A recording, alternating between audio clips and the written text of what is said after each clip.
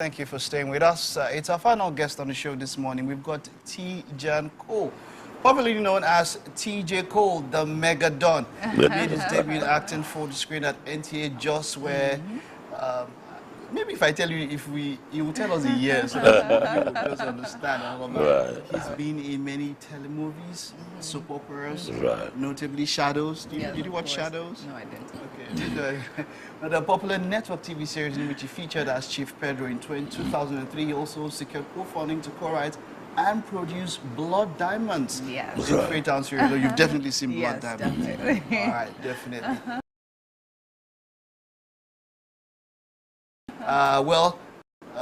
He's been there. He's done that with Teku Benson as director, starring Hans Anuku, Larry Balogun, a whole host of them. It is great to have you, TJ Cole. You are welcome. A veteran indeed. Thank you very worthy of this red carpet. Welcome to I'm glad to be here. That show, the first one when you made your debut in NTA, what year was that?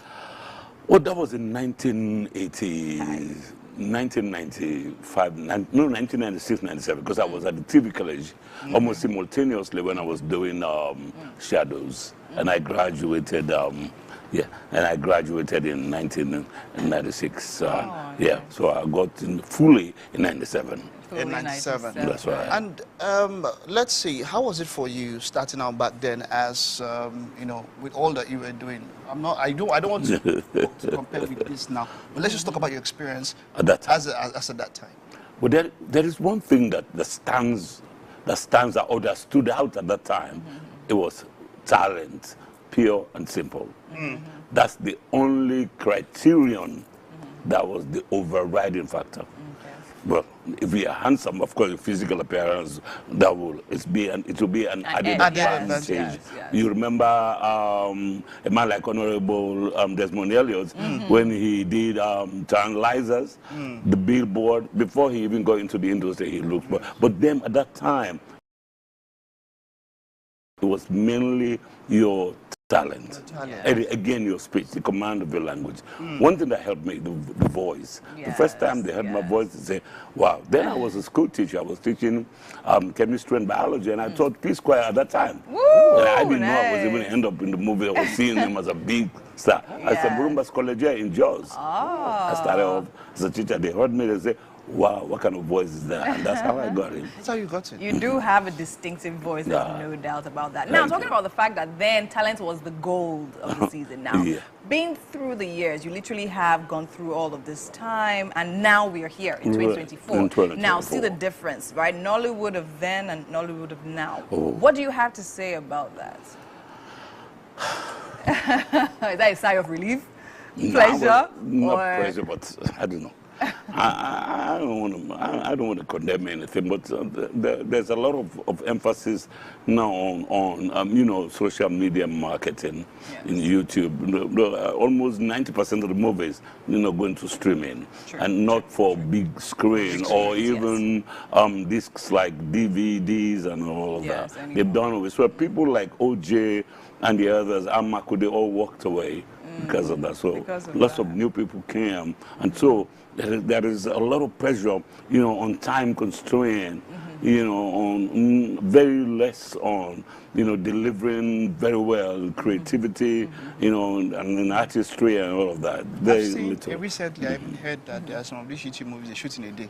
Of course. Of course, because they hire out the flats at Lekki, all those areas, sometimes for up to like 250,000 a day. And that house has almost everything, so you don't move out at all. The kitchen, the living room, the bedroom, this and that, and then you just do it. And so the guys are on your neck. Let's shoot. Even to remove your shoe, man, there's pressure on you, I tell you. So. You don't have time to think about getting into character, internalizing lines, and try and be more creative. No, you don't have time for all of that. You see, I want to compare this to, I want to look at Hollywood in question. This streaming that we're talking about, they stream pass also. But they don't compromise on quality. How is it so that, because even some of our biggest actors now, they've got into that YouTube trend. Because the money is coming in from there. And there's something I found out, there is a big need, the diaspora consumption for local content is quite big. And so there is that thing. And so even the professionals now, money is driving everything. And so like you said, 1 day, 2 days, post-production is done, pap, the movie is out on YouTube. It's out on YouTube. You wouldn't see a Denzel Washington, anybody on that level, even in Hollywood, as much as there's money in that this thing, they won't compromise on such standards. Why is it happening? Why is it that most of our professionals... I hope the producers are not going to get angry with me and say we're not going to give them jobs. But I'm really like using this platform, this opportunity, to call of them. I know we all need the money, but sometimes, you leave a more lasting legacy. Who would believe that as young a man as Pope Jr., who died at that age, but he has left a legacy, and that's what people will remember you by when you're gone, not how much money you got. You can't take the money. And somebody once said to me, you who was making the money, you don't have mind to spend it. Like the person who's going to inherit the money. They will just blow it up in a day or so and you're done with it. But if you have a legacy, a lasting legacy, people can look at and it will be forever. It's timeless. And basically, so I buy that.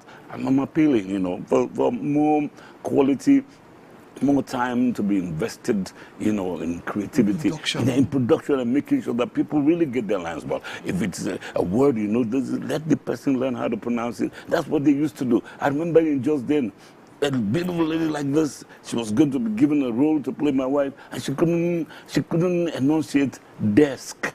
She would say decks, and they cast her because of that. Because of decks. She couldn't bear to say or come around to say desk and getting that s before the K. Off the screen, as soon as they say action, I don't know whether it was pressure or tension or whatever, she would revert to decks. The director said no. Beautiful lady, I was sad to see her go. I wanted to get in her mouth and say, yes. But that tells you why Jaws became the epitome of production in all of Nigeria. Yes. People like Centubi and all of those came from Jaws. Yeah, even the Amatas, almost all of them came from Jaws. Yes, but I heard that Peace Choir and Kelubi, they were in the school that I taught, and all of them are products of Jaws. I felt so good to be associated with Jaws. But when after 20 years, when I came back, I rushed to look at the place. I can't believe what Jaws has become. But that's topic for another day. Let's just we have to round up now. Okay, we have breakfast for you. But while we're going, let's talk about what project you're working on right now. Okay, right. We just finished shooting last night because I was rushing for this program. With KOK, and the program is called To Love Again.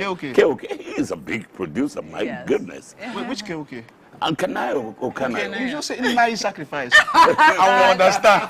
Yeah, to love again. Oh, wonderful. And I played his friend, Mr. George. He played the lead, and so he's a widower in that movie, and he can't bring himself to fall in love again. Wonderful. Wonderful. All right, so let's head over to the kitchen, sir, where we have breakfast. Please. Sir, for you. Thank you very much.